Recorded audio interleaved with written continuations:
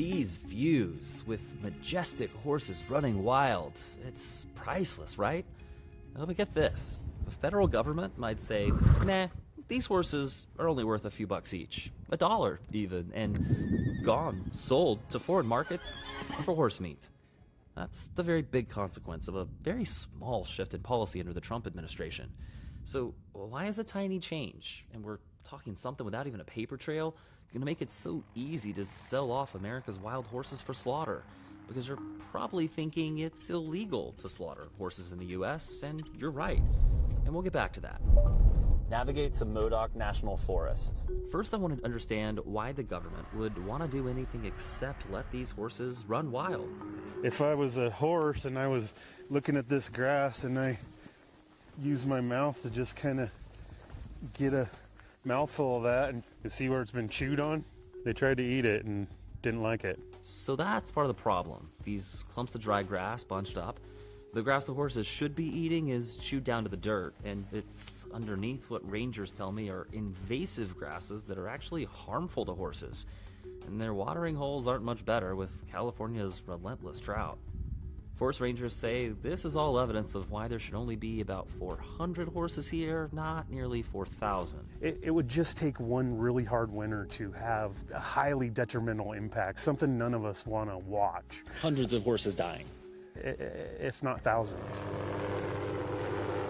So this is the point where a helicopter flies by. We're witnessing the final day of this massive roundup of wild horses. And it works like this. The helicopter spooks the horses. They run unknowingly between these fences that look like brown cloth, which get narrower until they're corralled inside a pen. Let's say you did nothing and just let nature take its course. What would that mean? I don't know. And I don't know if lack of management is I mean, that's still a choice. I've been here 4 winters now. We haven't had a hard winter with deep snow.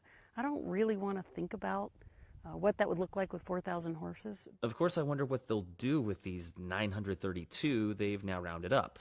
First, they'll try to adopt them, and anyone would have to sign a form promising the horses won't be slaughtered. But after 60 days, if the horses haven't been adopted, well, this is where it gets complicated. Let me try to explain. Horse slaughter is illegal in the U.S., but other countries like horse meat. So privately owned American horses are sometimes sold abroad for slaughter. That is legal. Now, with wild horses, there are 2 groups, different only because of where they roam. Most are managed by the Department of the Interior, and federal law prevents them from being slaughtered. But some live on land managed by the Department of Agriculture. Agriculture doesn't have rules on horse sales, but always followed what Interior did with its wild horses until now. This is a big change in Forest Service policy. Ellie Price and her husband rescued the 200 wild horses now living here on the Montgomery Creek Ranch north of Napa Valley. All were rounded up from federal lands. And to be clear, previous administrations, Republican or Democrat, have not done this. Never. No, never. Ellie's president of one of 2 animal rights groups now suing the Forest Service, and that's under the Department of Agriculture, to protect horses like these. They have chosen a path that is not sustainable, and what they need to do is use birth control. Why won't they just do that? They have been very resistant to doing that because that would require managing them on an annual basis of bringing the horses in and darting them to keep them from having more babies. But forest rangers don't see it quite like that. And when you're supposed to have 200 to 400 and you have 4,000, almost 4,000, birth control doesn't fix what's occurring out on the landscape. There's just a lot of horses out there, and the land just can't sustain it. So the Forest Service seems pretty set on how to handle this, unless a federal judge in San Francisco steps in. It's worked for 30 years. That's why Chris Berry's working to buy him more time. It's unthinkable to me that the Forest Service will ultimately be able to go forward with this. The Forest Service didn't go through anything that we would recognize as an appropriate process to perform this sort of dramatic U-turn in policy. It's not only immoral and outrageous, it's also illegal. And he's got big names on his side. Senators Kamala Harris, Dianne Feinstein, dozens of California legislators have all written letters to the Forest Service. A couple weeks ago, California's Attorney General even threatened criminal charges. And I'm doing the best I can to manage my herd within the existing law. There's 5 horses that are left at the end of this, and they end up in another country being slaughtered. That has to hurt to even think about that. I'm an animal lover. We feel like what we're doing is the most humane thing. And I know not everybody gets it, but we're doing what we think's right. Horse slaughter is a brutal, terrible thing. I don't know how they've gotten to this point. They are exploiting a technical loophole.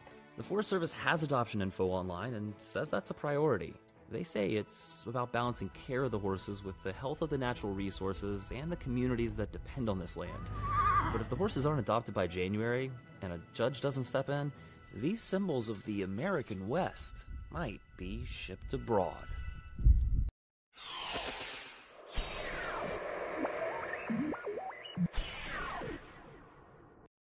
Hey, NBC News viewers, thanks for checking out our YouTube channel. Subscribe by clicking on that button down here and click on any of the videos over here to watch the latest interviews, show highlights, and digital exclusives. Thanks for watching.